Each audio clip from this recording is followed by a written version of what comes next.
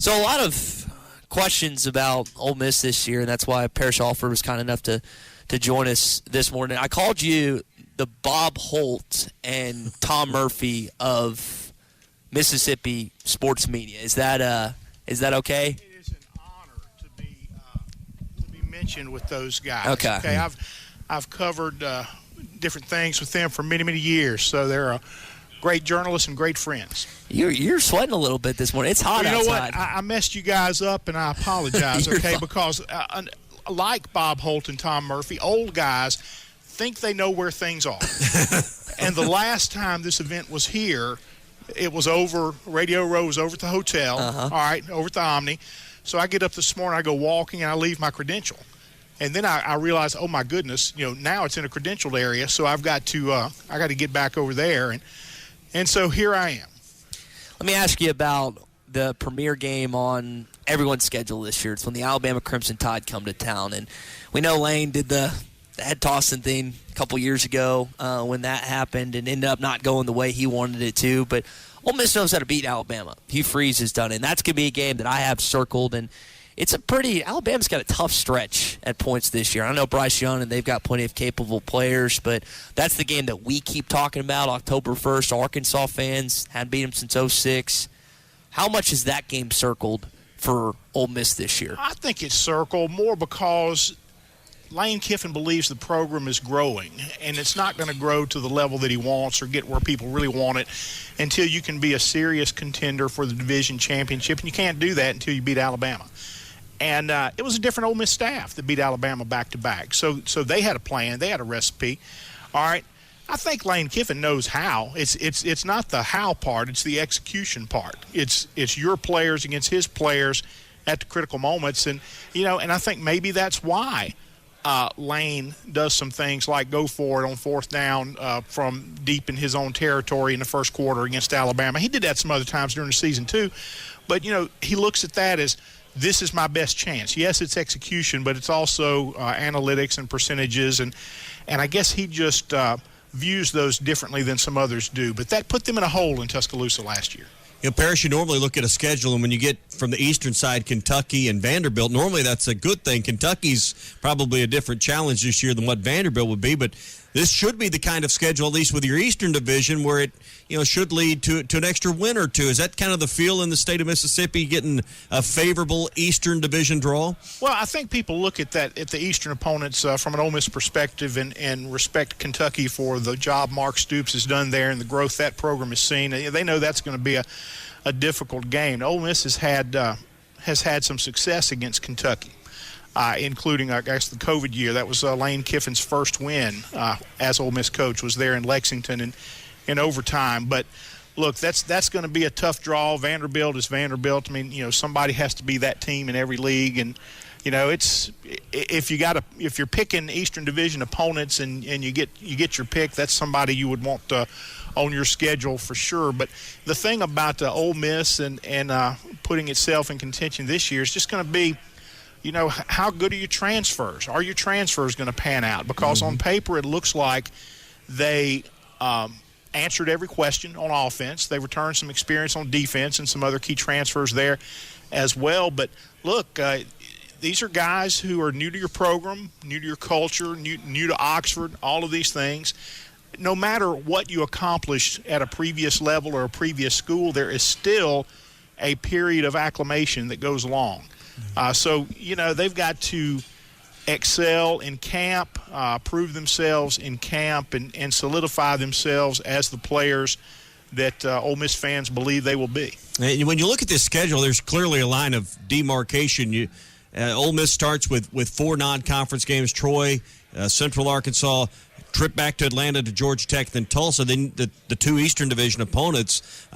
Good chance that Ole Miss could be 5-1, maybe 6-0 heading into that last half of the schedule. How much confidence do you expect this team to maybe have with a great start before the meat grinder of the SEC West hits you right in the face in October? I think the schedule is key for them right now because of those new transfers, people in new places and positions. That confidence needs to come. And look, these guys have excelled at other places. So a little bit of that confidence is going to go a long way. A couple of games, a fast start, that non-conference schedule, I think, will be a big deal for this team. Now, Georgia Tech, I mean, it's a nice intersectional opponent, but it's not like drawing Clemson out of the ACC. So yeah, there is a chance for this team to get off to a good start, and if they can do that, I think it would really mean a lot. Like I said, a little confidence with guys who have already achieved at other places will go a long way.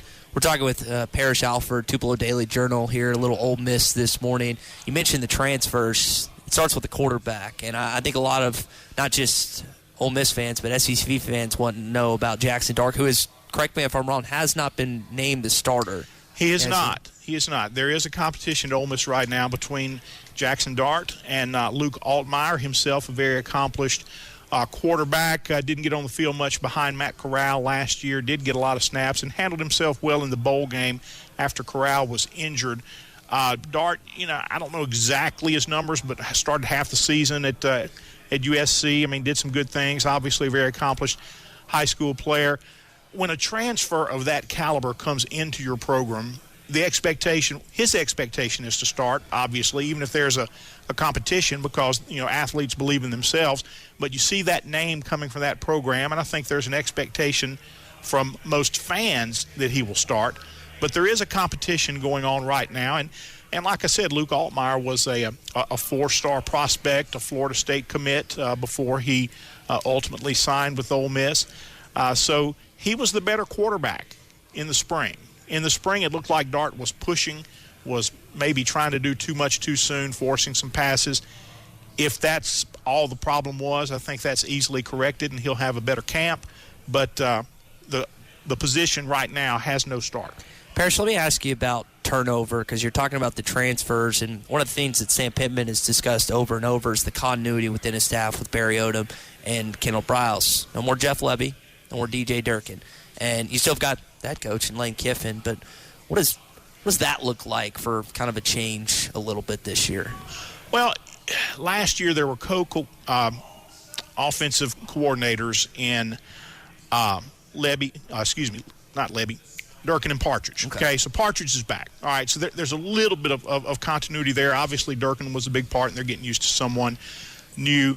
Lebby on offense. Look, I think it's going to be a statement now as where was Kiffin in the offense for the last 2 years, and I think the answer is going to be that he had a prominent role. Now, he told us at the beginning when he first got to Ole Miss that he wanted to go out and hire a coordinator from a program that he admired and respected, and he really liked what Lebby and that offense were getting done at UCF at the time. So, Lebby came in and implemented his offense, so to speak, but, you don't implement an offense without the head coach signing off on it and improving it. And, Lane Kiffin was, of course, very involved in that offense, calling plays.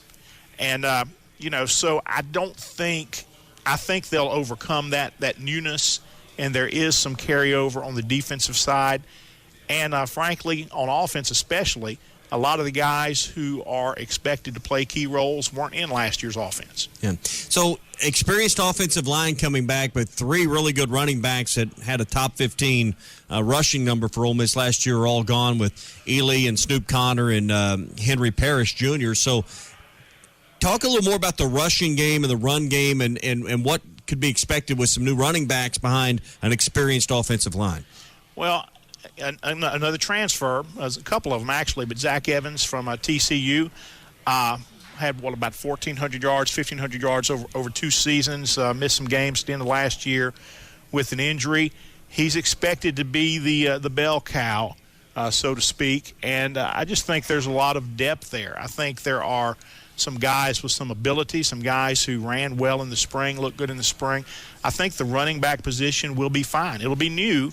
And, again, you're talking about having to find its way and experience and all of that, which, goes back to that non-conference schedule. But I think the running back position will be okay. I think you will see playmakers emerge at the position. And I just think Lane Kiffin's going to have an offense. Without Jeff Lebby, I think Lane Kiffin's still going to have a successful, creative offense, and he'll put players in position to succeed. A lot of coaches would take 24 points a game against their defense. That's where Ole Miss was at last year, but defensive end Sam Williams, Chance Campbell at linebacker, and Mark Robinson all gone, taken to the draft last year. how do you reload with a new coordinator, and how do you keep that defense maybe overachieving a little bit this year? I tell you what, again, you've got some transfers. You got some young guys that they thought could play but were behind people. But you take a Sam Williams out of that group, man, and you mentioned several others there, but Sam was such an important part. And I go back to the Arkansas game on the very last play last year, the 2-point conversion, and what I thought was a tactical error by the Hogs to leave him unblocked, even though the play was going away from Sam's. I mean, he just sprinted over there to K.J. Jefferson and put pressure on him. And the thing was they made Jefferson rush the throw on that 2-point play. And a lot of that was Sam coming from that offside end unblocked and still getting there and being disruptive. Now, Ole Miss got some interior pressure on that play as well. But there were several plays, that being one that stands out last year, where Sam Williams made the play without making the play. And another one was a safety against Texas A&M at a key point in the second half where, they ran, he ran alongside the play. He ran parallel with the play and caught up with it on the other side, forced the play back in the end zone where Chance Campbell made the tackle. But they don't have that kind of guy right now that I've seen on that defense, that guy who is just disruptive. He's going to make plays. He's going to get there and make tackles and force fumbles and things like that. But, certainly the guy who makes plays without making plays. So that's going to be a big, big loss for them. Parrish, last one from us, and we really appreciate you coming down here and joining us. That game you referred to was named by ESPN as the best college football game in 2021. You were there in attendance. I wish I was. I mean, we've had a bunch this past decade between Arkansas and Ole Miss. It seems like 2015, that one, the game winner from, and I cannot think of the Arkansas kicker's name off the top of my head, but should we expect any less in Fayetteville this year? I don't know. I just think the teams are closely matched. I think they are at similar levels, okay, within the division. They're at that second tier where they're trying to be the team that gets up and competes with Alabama. Or every odd year you might have an Auburn team that's getting that type of attention or LSU, but nobody obviously in the West has had the staying power that Alabama has. And I see Ole Miss and Arkansas, again, as similar teams, closely matched, that are trying to get to that level to be competitive consistently with Alabama and ultimately break through. So right now, when you have those similar teams, you're going to have exciting games. And, best game of the year, man, I guess so if you didn't care for defense. We'll leave it there. Parrish, thank you so much for joining us live from Radio Row. And you might have a lot to write about today with Lane getting up there. All right, guys. Y'all have a good day. All right, good stuff from Parrish. Alford this Partners morning. at BetOnline continue to be the #1 source for all your betting needs and sports info. Find all the latest odds, news, and sports developments, including this year's Wimbledon Finals, Major League Baseball, the latest fighting news, and even next season's early NFL futures. Head to the website or use your mobile device to sign up today to receive your 50% welcome bonus on your first deposit. Just use our promo code BLEAV. That's BLEAV to get the bonus and get into the action. Bet online, where the game starts.